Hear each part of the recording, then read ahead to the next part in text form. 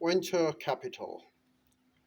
Venture capital, well, when many new businesses, especially those undergoing rapid growth, uh, carry the funds they need through borrowing a loan.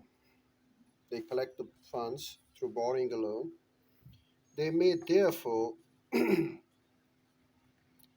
uh, have these funds that we call venture capital.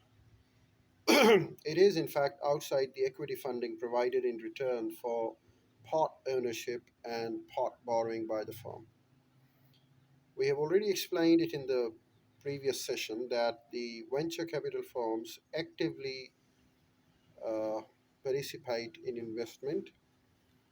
Uh, they usually prefer the new firms with rapid growth potential because there are high rates for growth, typically demand high returns, which are now often at a percentage of 30 in the business.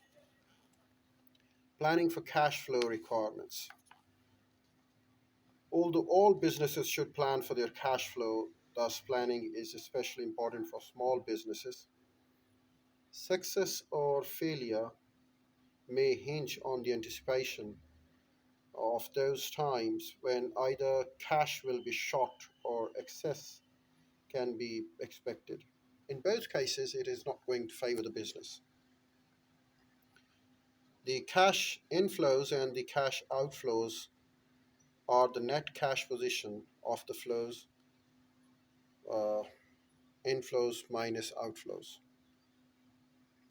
And we can assess it month by month for Slippery Fish Body Supply Company.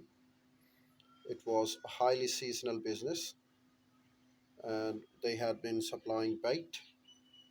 And during the spring and summer months, the business had a different picture. Revenues outpace expense, leaving surplus funds that can be invested. During fall and winter, however, expenses exceeded revenues. Slippery must borrow funds to keep going until revenues pick up again in spring. Comparing predicted cash inflows from sales with outflows from expense shows the firm's expected monthly cash flow position. Well, such information can be invaluable for the small business manager by anticipating shortfalls. For example, financial manager can seek funds in advance and minimize their cost. By anticipating excess cash, a manager can plan to output the funds to work in short term. Interest rates, earning, and the investment also play a vital role in it. Risk management. Financial risks are not the only risk faced by everyday companies or by the individuals. We can describe the types of risks that the business face and analyze some of the ways in which they can typically be managed. Coping with risk. Business constantly face two basic types of risk, that is uncertainty about the future events and speculative risk such as financial investments involve the possibility of gain or loss. Then there are pure risk, involve only the possibility of loss or no loss. Designing and distributing new product, for example, it is a speculative risk. The product may fail or it may succeed and earn high profits. In contrast, the chance of a warehouse fire is a pure risk. For a company to survive or prosper, it must manage both types of risk in a cost effective manner. We can thus define the process of risk management as conserving the firm's earning power by assets by reducing the threat of losses due to uncontrollable events.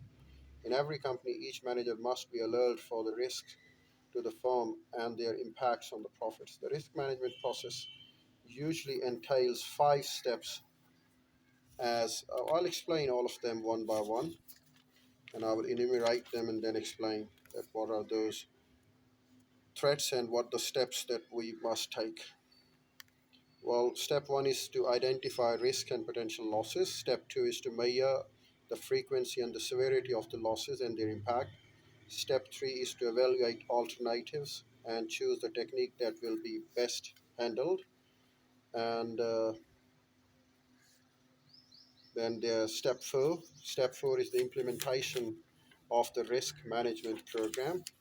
And step five is to monitor the results. And yes, there are risks. Well, there are risk avoidance, risk control, risk retention, risk transfer. We'll discuss about all of them one by one in detail in my next video.